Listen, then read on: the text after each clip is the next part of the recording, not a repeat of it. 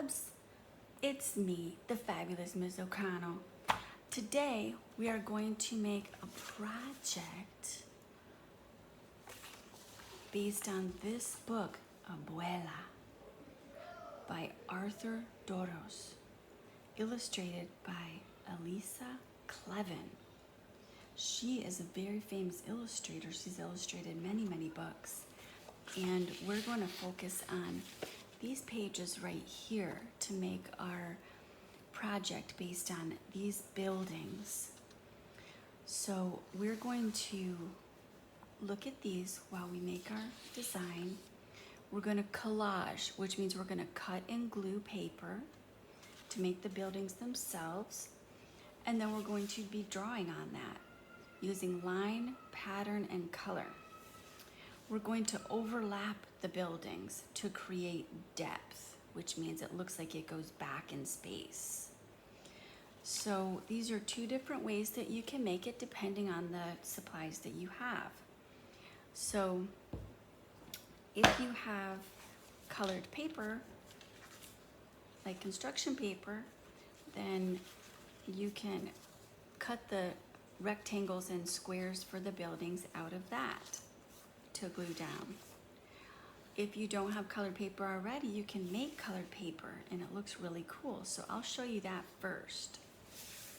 This is my messy mat, so I'm gonna set that aside and I'm gonna use that when I color. So first, I need to take my big piece of white paper and I'm gonna fold it in half this way. Then I'm gonna open it up and cut it in half. One half of it is gonna be my background and the other half is gonna be my buildings.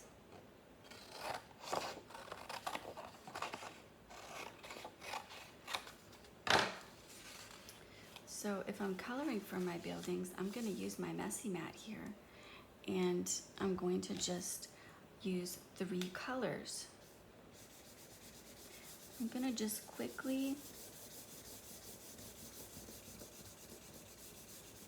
color going across, just trying to fill in all the white spots. Just making sure there are no white spots left. Like that. And then I'm gonna do a blue one. Here's another technique. You can just go back and forth, overlapping them slightly and just paying close attention. That's a good way to color with markers as well.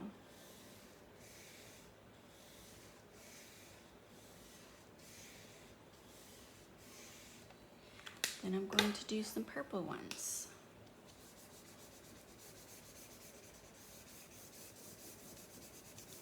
I'm gonna do the scribble back and forth technique for this area. I'm not gonna do the whole paper. I'm gonna leave a little on the end. There we go. Okay. Then I'm gonna cut out 5 buildings. I'm gonna cut the end of it off.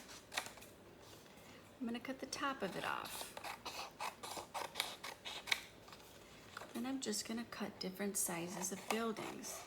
The purple one, I'm gonna just leave it really big. I'm gonna cut between these 2 colors. This one, I think I'll have a building like that. This one, I might leave it like that. So I have those sizes right now. And maybe I'll cut a piece off of that, make it tall and thin. I might do something with that. Okay, so I'm gonna take my paper and now I have my pieces. So whether I'm doing it with colored paper or I'm doing it with paper that I colored, I'm just gonna take my pieces and glue them on. So I have liquid glue, but you probably have stick glue. Either one works fine. You want it to be against the edges of the paper. So I'll start by putting a tall one on along the left side. So you want it to go against the left side of the paper and against the bottom and against the right side. So here, see how I lined it up against the bottom? I'm gonna take another large building and put it on against the right side. It wouldn't have to be a tall one, but I just like the way that that looks. So I'm gonna put this one right over here. There. Now, I can stop and put these windows and designs on it at any time. You can actually put that on your buildings before you glue them down, or you can glue them down first. See, I'm overlapping it. This building is over the top of this building. It makes it look like this is in front of that building. I don't really want a pink one right next to a pink one, so I'm gonna put this one over here.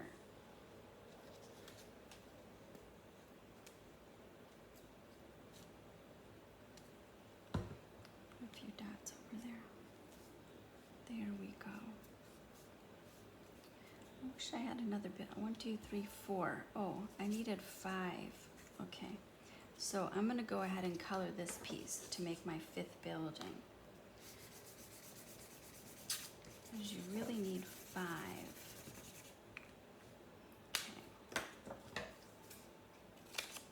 Okay, so this could be my tall one right there, or I could do a short building.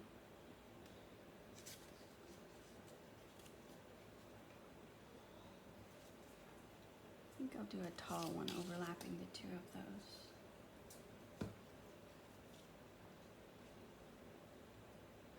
There.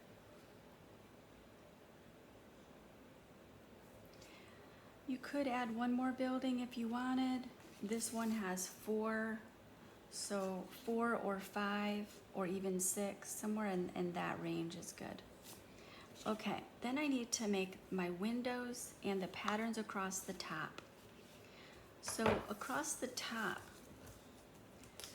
you're going to take a piece of paper to use as a straight edge and a crayon or a marker or something like that.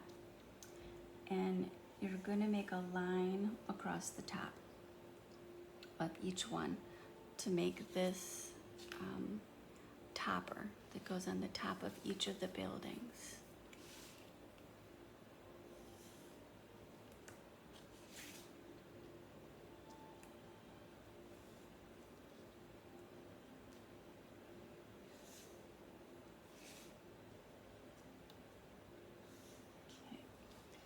Then you need a different pattern at the top of each building. I looked on these pages to get inspiration from how she topped each of these buildings. So you see this one has little dots going across. So I'm gonna do that on this one. And her style of art is like folk art. In folk art, you're really not worried about everything being perfect and precise. You can see that the windows are different sizes. There's not a lot of concern about things being straight or perfect in any way. I'm gonna make just like that, maybe with a dot in the middle of each, maybe dots across the top. You can do any type of pattern that you want on the top of these. Here, I'm gonna do a zigzag.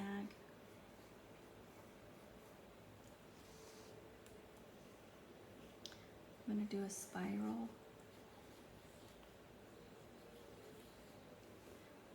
That idea I got from this one right here.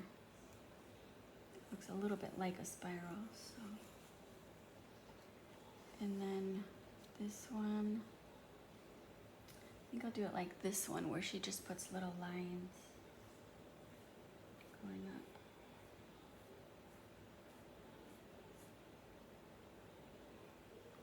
Okay, so I have my patterns across the top of all my buildings.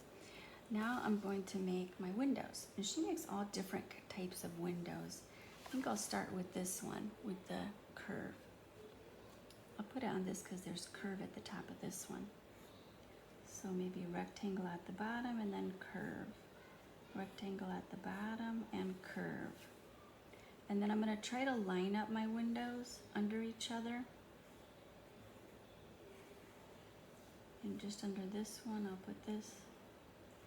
But as you can see in her illustration, you're not worried about it being perfectly lined up or anything like that. There. I'm going to draw the windows first. Here I'm just going to draw different sizes of rectangles and squares. Like this building here and this building here just has windows sort of all over the place. So I'm going to do that.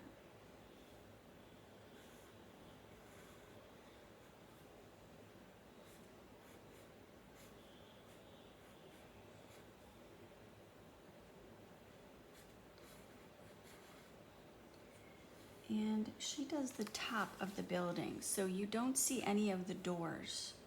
This is like from the middle of the building up, so it's all just windows. I'm gonna do some of these right here. So this is square, and then like an upside down triangle, and then across and diagonal. It's just a little design, it doesn't have to be a certain way. Like an upside down triangle, and then across, diagonal. I really like that, so I think I'm gonna put it on this building too.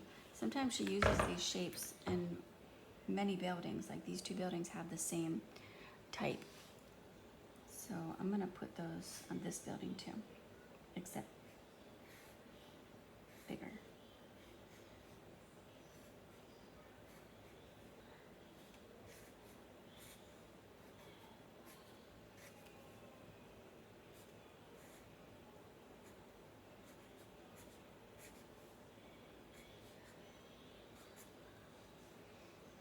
Then I just have this one left.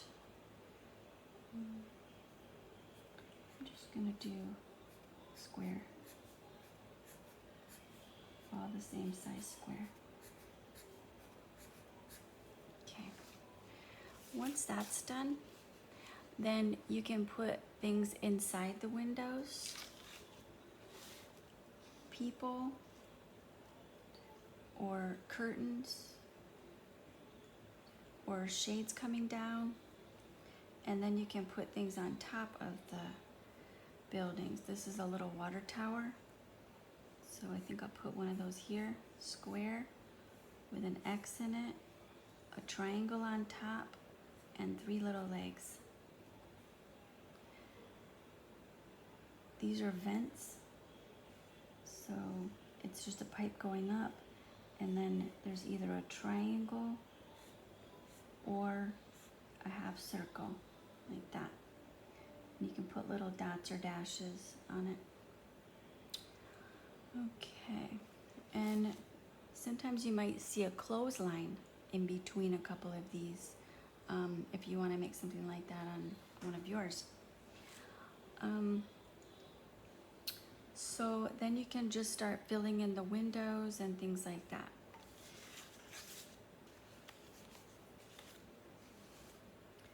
You can look in this picture for inspiration. There's people doing all kinds of things, painting, reading a letter, staring out the window, someone at their computer. You can put all different things in your windows or in your sky.